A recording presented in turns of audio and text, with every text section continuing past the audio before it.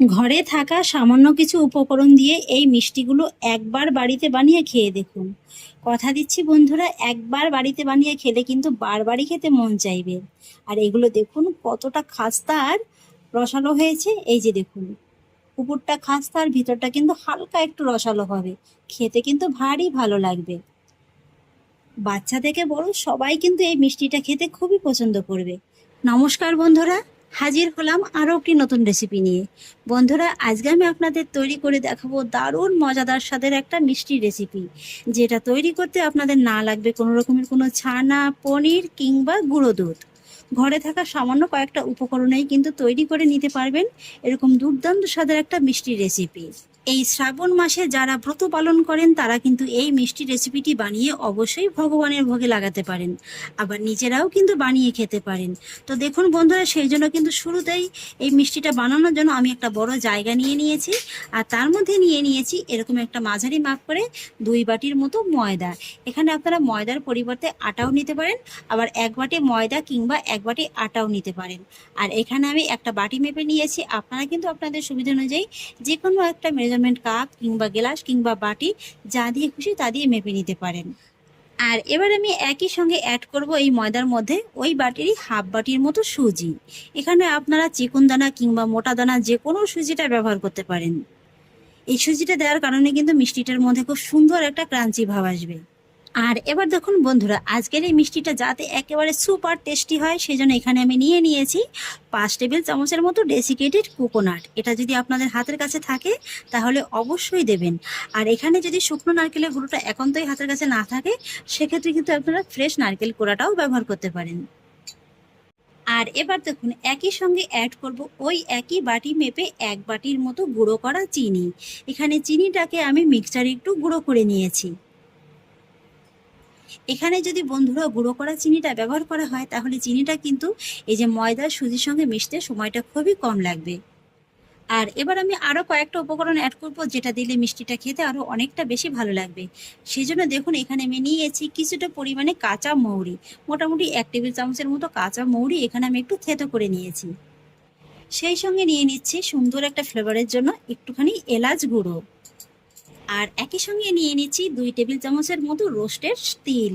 এটা যদি আপনাদের হাতের কাছে থাকে তাহলে দেবেন, আর যদি না থাকে না দিলেও কোনো অসুবিধা নেই। তবে এই তিলটা দিলে কি হয় জানেন তো, মিষ্টিটা খেতে একটু বেশি ভালো লাগে, এই মিষ্টিটার মধ্যে খুব সুন্দর একটা ক্রাঞ্চি ভাব আসে। আর এবার সবশেষে এর মধ্যে দিয়ে দেবো সামান্য একটু রেগুলার লবণ। এভাবে সামান্য একটু লবণটা দিলে কি হয় জানেন তো, এই মিষ্টির মধ্যে কিন্তু মিষ্টির স্বাদের ব্যালেন্সটা একদম পারফেক্টভাবে আসে।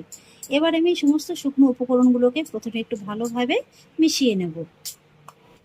শুকনো উপকরণগুলোকে আমি খুব ভালোভাবে মিশিয়ে নিয়েছি। আর এবার আমি মিষ্টি তৈরির জন্য এই ময়দার মধ্যে ময়ামটা দেওয়ার জন্য প্রথমে দিয়ে দেবো 2 টেবিল চামচের মতো ঘি। এই ঘিটা দিলে কিন্তু মিষ্টির মধ্যে খুব সুন্দর একটা ঘিয়ের ফ্লেভার আসবে, খেতে ভালো লাগবে। আর তাছাড়া মিষ্টিটাও কিন্তু খুব সুন্দর একেবারে খাস্তা তৈরি হবে। আর সেই একই সঙ্গে অ্যাড করব 3 চামচের মতো সাদা তেল। এখানে আমি ঘি আর সাদা তেলটা মিশিয়ে করছি, আপনারা চাইলে কিন্তু পুরোটা ঘি দিয়েও করতে পারেন, সেটা করলে কিন্তু মিষ্টিটা খেতে আরও অনেক বেশি ভালো লাগবে। তবে আমার মতো সাদা তেল আর ঘিটা মিশিয়ে দিয়েও কিন্তু করে নিতে পারেন। এবার ফাইনালি কিন্তু আমি এই ময়দার সুজির মধ্যে ভালোভাবে ময়ামটা দিয়ে নেব।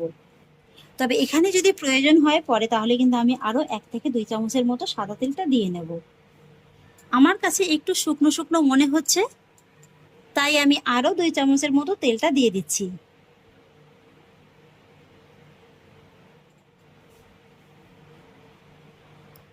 বন্ধুরা, এখানে আমি মিষ্টিটা তৈরির জন্য রেগুলার লবণটা ব্যবহার করেছি। আপনারা যদি ভগবানের ভোগে মিষ্টিটা লাগাতে চান সেক্ষেত্রে কিন্তু রেগুলার লবণের পরিবর্তে সন্দুক লবণটা ব্যবহার করবেন।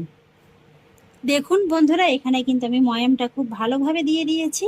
আর ময়ামটা কিন্তু ঠিক এমনই হতে হবে, এই যে দেখুন চাপ দিলে মুঠোর মতো হয়ে যাবে, আবার চাপ দিলেই কিন্তু ঝুরঝুর করে পড়েও যাবে। আর এবার আমি বন্ধুরা এই মিষ্টির মধ্যে আরও একটা সিক্রেট উপকরণ অ্যাড করব, যেটা দিলে কিন্তু এই মিষ্টিটার স্বাদ বেড়ে একেবারে দ্বিগুণ হয়ে যাবে। কিছুই না, ঘরে থাকা নর্মাল তাপমাত্রায় থাকা লিকুইড দুধ। এই সামান্য একটু দুধ দিলে কিন্তু মিষ্টিটার স্বাদটা বেড়ে একেবারে দ্বিগুণ হয়ে যাবে। তবে দুধটা কিন্তু একবারে দেওয়া যাবে না, এইভাবে অল্প অল্প করে দিতে হবে। আর তারপরে এই যে ময়দা সুজিটাকে খুব ভালোভাবে মেখে নিতে হবে। এই ডোটা কিন্তু বন্ধুরা একেবারে নরম করে মাখা যাবে না, একটু শক্ত ধরনের করে মেখে নিতে হবে। এই যে দেখুন বন্ধুরা, ডোটিকে কিন্তু আমি খুব সুন্দর করে মেখে নিয়েছি। আর মেখে নেওয়ার পর আপনাদের দেখিয়ে দিচ্ছি, এটা কিন্তু ঠিক এইভাবে একটু হালকা শক্ত করে মেখে নিতে হবে। এই যে দেখুন। আর এবার আমি ডোটিকে জাস্ট 10 থেকে 12 মিনিটের মতো এইভাবে একটু রেস্টে রেখে দেবো। এতে করে কি হবে, এর মধ্যে যে সুজিটা দেওয়া হয়েছে না, সুজিটা কিন্তু খুব সুন্দরভাবে ভিজে ফুলে যাবে। আর সেক্ষেত্রে ডোটাও একদম পারফেক্টভাবে সেট হয়ে যাবে। 10 মিনিট হয়ে গেছে, এবার ঢাকাটাকে তুলে নিচ্ছি। এই তো দেখুন 10 মিনিটের মধ্যে কিন্তু খুব সুন্দরভাবে একদম সেট হয়ে গেছে। আর এবার কিন্তু আমি এই ডোটা থেকে এইভাবে দুটো ভাগে ভাগ করে নেব।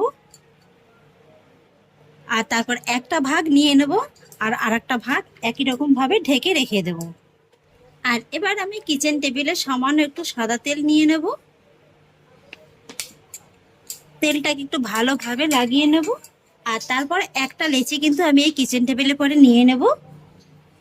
আর তারপর একটা রোলিং পিনের সাহায্যে আমি এই লেচিটাকে একটু বেলে নেব।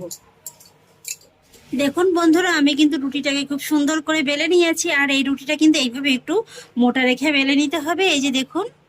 আর এবার দেখুন আমি নিয়ে নিয়েছি এরকম একটা স্টিলের গ্লাস। গ্লাসের মুখেও কিন্তু একটু সামান্য সাদা তেল মাখিয়ে নিতে হবে। আর এবার আমি গ্লাসের সাহায্যে কিন্তু এই যে রুটিটার উপর থেকে একটু কাট লাগিয়ে নেব। আমি এখানে গোল করে নিচ্ছি প্রথমে। আপনারা চাইলে কিন্তু প্রথমে এইভাবে গোল না করেও চৌকো কিংবা ট্রায়াঙ্গেল করে এই মিষ্টির শেপটা দিয়ে নিতে পারেন। খুব সুন্দর করে আমি কাট লাগিয়ে নিয়েছি। সাইডের অংশটুকু এইভাবে তুলে নেব। এগুলো দিয়েও কিন্তু একই রকম ভাবে বেলে তারপর আমি তৈরি করে নেব। এবার আপনারা চাইলে মিষ্টির শেপটাকে শুধু এইভাবে গোল রেখে দিতে পারেন। তবে আমি সুন্দর একটা ডিজাইনের জন্য মিষ্টিটার মধ্যে থেকে আবার একটু কাট লাগিয়ে নেব। এই যে দেখুন, এই কাট লাগানোটা কিন্তু খুবই সহজ।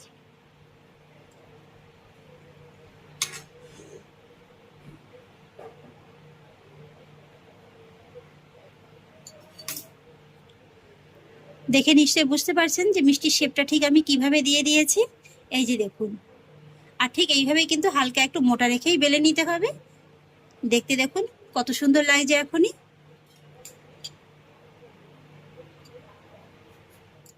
তবে বাকি মিষ্টিগুলো তৈরি করার আগে আমি আপনাদের আরো একটা জিনিস দেখিয়ে দিচ্ছি। এটা আমি আপনাদের শুরুতেই দেখাতে ভুলে গিয়েছিলাম। এই কাজটা কিন্তু আপনারা এইভাবে মিষ্টিটাকে প্রথমে গোল করে কেটে নেওয়ার পরেই তারপরে করে নেবেন। হালকা করে এইভাবে একটু কাঁটা চামচের সাহায্যে একটু ছিদ্র করে নেবেন। এতে করে কি হবে, মিষ্টিটার ভিতর পর্যন্ত একেবারে খুব সুন্দরভাবে কুক হবে। অথচ মিষ্টিগুলো কিন্তু খুব বেশি একেবারে ফুলে যেতে পারবে না। এই কাজটা কিন্তু আপনারা অবশ্যই করবেন। আর তারপর এইভাবে ছিদ্র করে নেওয়ার পরে কিন্তু এইভাবে আবারও কাট লাগিয়ে নেবেন। এই তো দেখুন বন্ধুরা, এক এক করে কিন্তু সমস্ত মিষ্টিগুলোকে আমি কেটে নিয়েছি। আর এবার কিন্তু এই মিষ্টিগুলোকে সব একটু ভেজে নিতে হবে। আর ভেজে নেওয়ার জন্য কড়াইতে আমি খানিকটা পরিমাণে সাদা তেল দিয়ে মিডিয়াম আঁচে একটু ভালোভাবে গরম করে নিয়েছি।